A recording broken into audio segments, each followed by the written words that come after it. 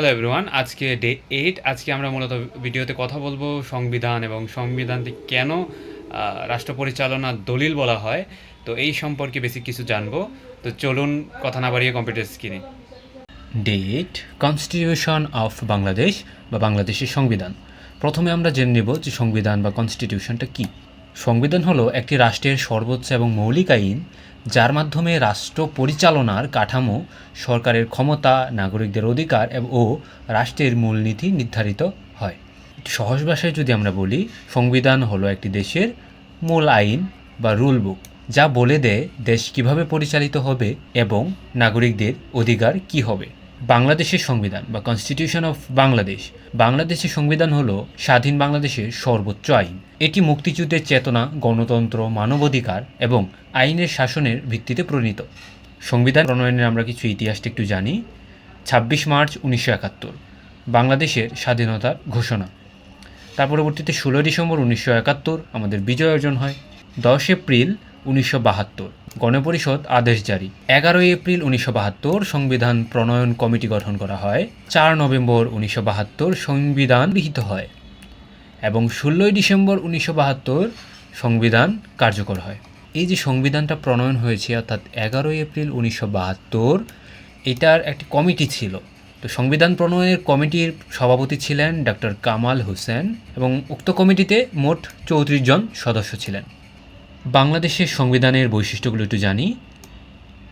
প্রস্তাবনা, তারপরে ভাগ আছে ১১টি এবং ১৫৩টি অনুচ্ছেদ, যেটাকে আমরা আর্টিকেল বলি। তারপরে ১১টি তফসিল আছে। এবার আসুন প্রস্তাবনা জিনিসটা কি। প্রস্তাবনা হলো সংবিধানের ভূমিকা অংশ। এখানে উল্লেখ করা হয়েছে স্বাধীনতা সংগ্রামের চেতনা, গণতন্ত্র, মানবাধিকার, সামাজিক ন্যায় বিচার, আইনের শাসন। প্রস্তাবনাকে সংবিধানের আত্মা বলা হয়। বাংলাদেশের সংবিধানে 4টি মৌলিক বা মূলনীতি আছে, তো সেটা আমরা একটু জানি। যেমন প্রথমে আছে জাতীয়তাবাদ বা ন্যাশনালিজম, তারপরে আছে সমাজতন্ত্র সোশ্যালিজম, গণতন্ত্র ডেমোক্রেসি এবং সর্বশেষে আছে ধর্মনিরপেক্ষতা বা সেকুলারিজম। জাতীয়তাবাদ আসলে কি বলা হয়েছে? বাংলাদেশের জাতিসত্তা ও স্বাধীনতার চেতনাকে এখানে ধারণ করা হয়েছে মূলত। সমাজতন্ত্রে যে বিষয়টা মূলত পরিষ্কার করা হচ্ছে সেটা হচ্ছে শোষণমুক্ত সমাজ প্রতিষ্ঠা এবং অর্থনৈতিক বৈষম্য হ্রাস। গণতন্ত্র বা ডেমোক্রেসি যেখানে, সেখানে বলা হয়েছে জনগণের ভোটের মাধ্যমে রাষ্ট্র পরিচালনা করার কথা বলা হয়েছে। এবং ধর্মনিরপেক্ষতার কথা সেখানে বলা হয়েছে সকল ধর্মের মানুষ সমান অধিকার পাবে বা নিশ্চিত করা। মৌলিক অধিকার সম্পর্কে একটু আমরা জানবো। তারপর যেটা ফান্ডামেন্টাল রাইটস, যেমন সংবিধান নাগরিকদের বিভিন্ন মৌলিক অধিকার প্রদান করেছে, যেমন আইনের দৃষ্টিতে সমতা, মত প্রকাশের স্বাধীনতা, ধর্মীয় স্বাধীনতা, চলাফেরার স্বাধীনতা, ন্যায় বিচার পাওয়ার অধিকার। এবার আসুন জেনে নেই রাষ্ট্র ক্ষমতার বিভাজন। তো রাষ্ট্র ক্ষমতার যে বিভাজনটা, সেটা কিন্তু 3টি অঙ্গের মাধ্যমেই পরিচালিত হয়। যেমন আইন বিভাগ, যেটার কাজ হচ্ছে জাতীয় সংসদের আইন প্রণয়ন করার, এখানে কাজগুলো হয়। তারপরে শাসন বিভাগ, রাষ্ট্রপতি, প্রধানমন্ত্রী এবং মন্ত্রিসভায় দেশ যে পরিচালনা করছে, এখানে এটা নিয়ে আলোচনা করা হয়। এবং সর্বশেষ হচ্ছে বিচার বিভাগ, আদালত, আইন ব্যাখ্যা, বিচার কার্য, এগুলো কিন্তু এখানে আলোচনা করা হয়। তো এবার কিছু গুরুত্বপূর্ণ অনুচ্ছেদ আমরা জানবো। যেমন প্রথম অনুচ্ছেদে বলা হয়েছে বাংলাদেশের নাম, যেটা অর্থাৎ রাষ্ট্রের নাম কী হবে, গণপ্রজাতন্ত্রী বাংলাদেশ বা বাংলাদেশ। তারপরে 7 নম্বরে বলা হয়েছে সংবিধানের সর্বোচ্চতা। এখানে বলা হয়েছে যে সংবিধানই দেশের সর্বোচ্চ আইন এবং অন্য কোনো আইন এর বিরুদ্ধে যেতে পারবে না।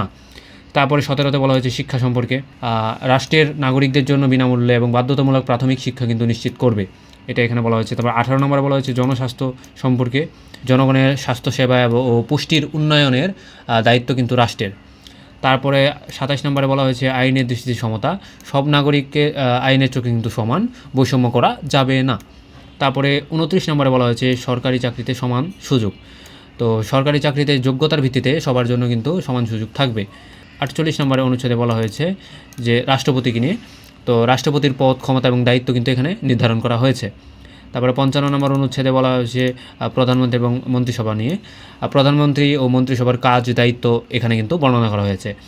65 নম্বর অনুচ্ছেদে জাতীয় সংসদ সম্পর্কে বলা হয়েছে সংসদ গঠনের নিয়ম, তারপরে সদস্য নির্বাচন এবং কার্যাবলী নির্ধারণ, এখানে কিন্তু এই বিষয়গুলো নিয়ে আলোচনা করা হয়েছে। এবং 94 নম্বরে বলা হয়েছে সুপ্রিম কোর্টকে নিয়ে, অর্থাৎ সুপ্রিম কোর্টের গঠন, বিচারপতি নিয়োগ, ক্ষমতার বর্ণনা কিন্তু এই 94 নম্বর অনুচ্ছেদে করা হয়েছে। তো সংবিধান সংশোধনের আমরা কিছু নিয়মটা একটু জেনে নেই, যে সংবিধান সংশোধন করতে গেলে কী করা প্রয়োজন আমাদের। আমরা তো আর করতে পারবো না। যাই হোক, সময়ের প্রয়োজন অনুযায়ী সংবিধান সংশোধন করা যায়। সংবিধান সংশোধনের জন্য সংসদের 2/3 সদস্যের সমর্থন প্রয়োজন। কত? 2/3। তারপর আসুন সংবিধানের গুরুত্বগুলো জেনে নিই।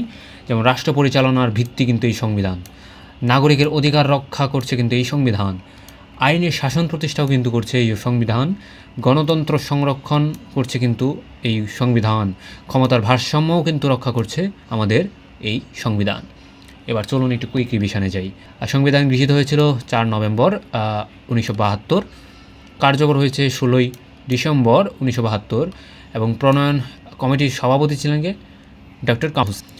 অনুচ্ছেদ কয়টি? 153টি। তফসিল হচ্ছে 11টি। মূলনীতি ছিল 4টি। রাষ্ট্র ক্ষমতার অঙ্গ কয়টি? 3টি। তো এই হচ্ছে আমাদের কুইক রিভিশনের ব্যাপার। সর্বশেষ কথা, সংবিধান একটি রাষ্ট্রের আত্মা। এটি নাগরিকের অধিকার, রাষ্ট্রের কর্তৃত্ব এবং গণতন্ত্রের ভিত্তিকে সুরক্ষিত রাখে। তো আশা করছি ভিডিওটি মোটামুটি আপনাদের ভালো লেগেছে। আমি জানি না কতটুকু বোঝাতে পেরেছি। তো কেন সংবিধান মূলত আমাদের দেশের জন্য একটা গুরুত্বপূর্ণ দলিল, সেটা আশা করি বুঝতে পেরেছেন। তো আর বেশি কথা বাড়াবো না, আজকের মতো এখানেই সমাপ্ত করছি। কালকে আবার দেখা হচ্ছে।